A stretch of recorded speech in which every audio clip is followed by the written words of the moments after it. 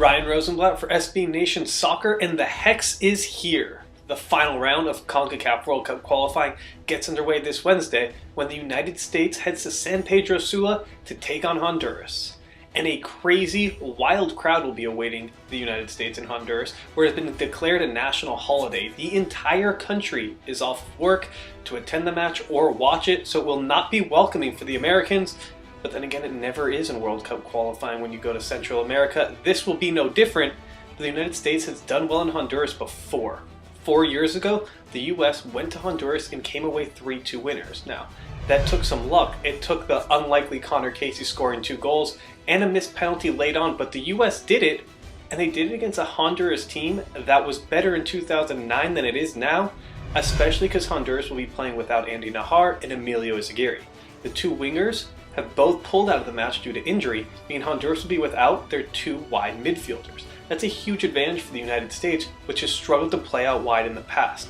Playing near those end lines has been an issue for them. They've been burned down the wing, they've had trouble attacking down the wing. Without Izaguirre and Najar, Honduras will not be able to exploit that nearly as well.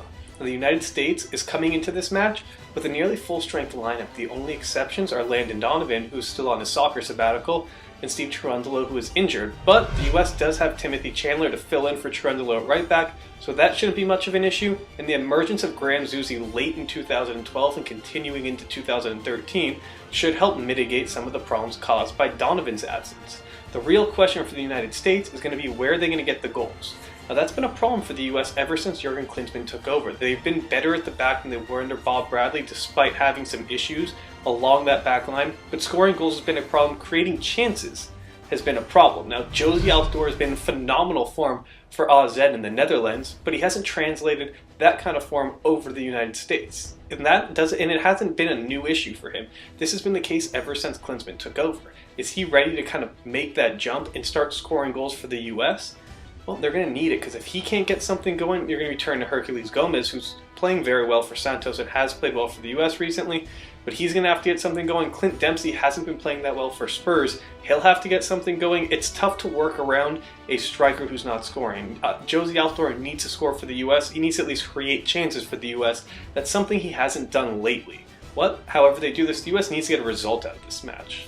This is a match they can't really afford to lose now that Izaguirre and Najar are hurt. After this match in March, they're going to play Costa Rica at home and at Mexico. If they can't get a result out of this match, they'll be fighting an uphill battle once they get past those 2 matches in all likelihood, because those are tough matches to win.